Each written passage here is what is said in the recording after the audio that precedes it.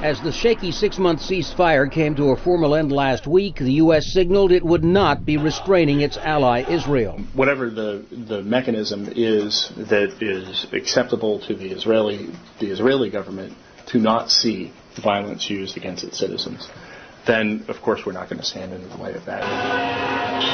Hamas's takeover of the Gaza Strip last year followed a political miscalculation by the administration of U.S. President George Bush. It presumed that Fatah, led by Palestinian Authority President Mahmoud Abbas, would win the 2006 parliamentary elections, which Washington had encouraged. But with Hamas emerging the victor, the Bush administration joined Israel in refusing to recognize the vote and attempting to isolate the group as it assumed full control of Gaza. Some seem to believe that we should negotiate with the terrorists and radicals as if some ingenious argument will persuade them they have been wrong all along. We've heard this foolish delusion before. And when Bush hosted the Annapolis conference a year ago to resuscitate talks on a final settlement, Hamas was left out.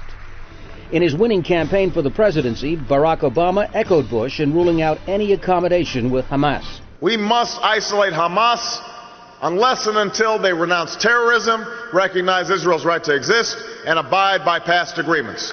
There is no room at the negotiating table for terrorist organizations. And as a senator, incoming Secretary of State Hillary Clinton urged Bush to increase the pressure on Hamas. Although the U.S. has been the single largest donor of humanitarian aid to Gaza, Washington has not joined the critics who accuse Israel of inflicting collective punishment on its besieged population. Meanwhile, the U.S. military aid commitment to Israel continues unabated. The Congress has approved an average $3 billion a year in arms and military financing to Israel over the next 10 years. Tom Ackerman, Al Jazeera, Washington.